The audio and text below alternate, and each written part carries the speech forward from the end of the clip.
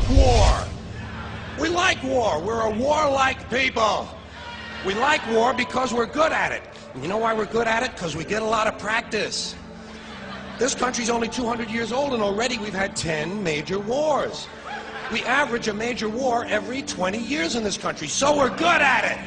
And it's a good thing we are. We're not very good at anything else anymore. Huh? Can't build a decent car, can't make a TV set or a VCR worth the fuck. Got no steel industry left, can't educate our young people, can't get health care to our old people, but we can bomb the shit out of your country, all right? Especially if your country is full of brown people. That's our new job in the world, bombing brown people. Iraq, Panama, Grenada, Libya, you got some brown people in your country, tell them to watch the fuck out, or we'll goddamn bomb them. Well, when's the last white people you can remember that we bombed? Can you remember the last white? Can you remember any white people we've ever bombed? The Germans, those are the only ones, and that's only because they were trying to cut in on our action.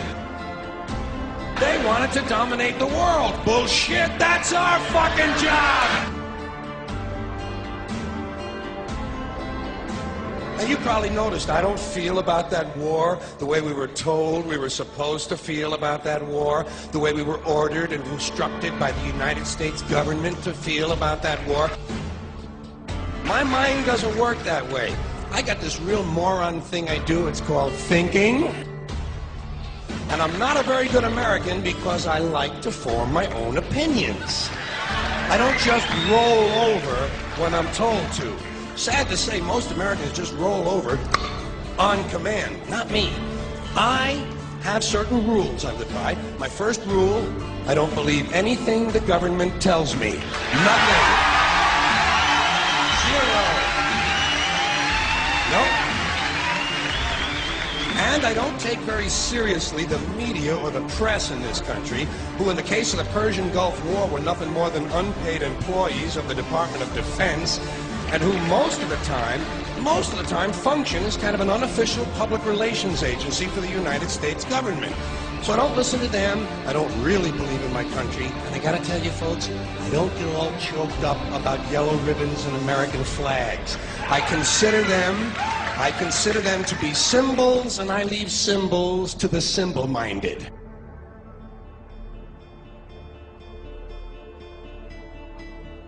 I'm talking about the fact that a war is rich old men protecting their property by sending middle-class and lower-class young men off to die. Forget these foolish elections. The owners of this country don't care about the poor in general. The owners of this country, what are we going... But is this Karl Marx talking to me? The owners of this country are the voters of this country. You're wrong about that, my friend. Aren't the owners of this country the voters in this country who elected George Bush? No, they're not. Listen, politics, these elections are a charade. It is a charade. Oh, okay. They are meant to...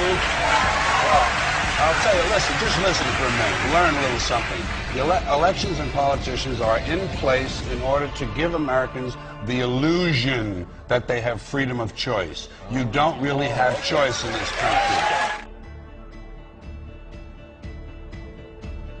All of the things that are important, reduced in choice. Newspapers in a city, how many? Used to be 3, 4, now it's 1 or 2. They're owned by the same people, and they also own a radio station. Give these people a voting day every year so that they'll have the illusion of meaningless choice. Meaningless choice that we go like slaves and say, "Oh, I voted."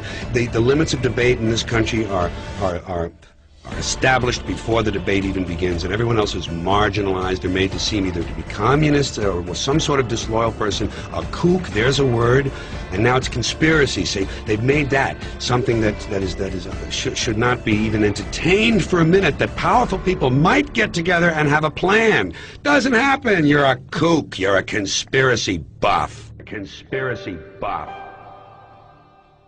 Okay. Not as a result of a conspiracy, but because... You don't need a formal conspiracy. Right. When interests converge, these people went to the same universities and fraternities, they're on the same boards of directors, they're in the same country clubs, they have like interests, they don't need to call a meeting, they know what's good for them, and they're getting it. And there used to be 7 oil companies, there are now 3, it will soon be 2. The things that matter in this country have been reduced in choice. There are 2 political parties, there are a handful of insurance companies, there are about 6 or 7 information things. But if you want a bagel, there are 23 flavors because you have the illusion.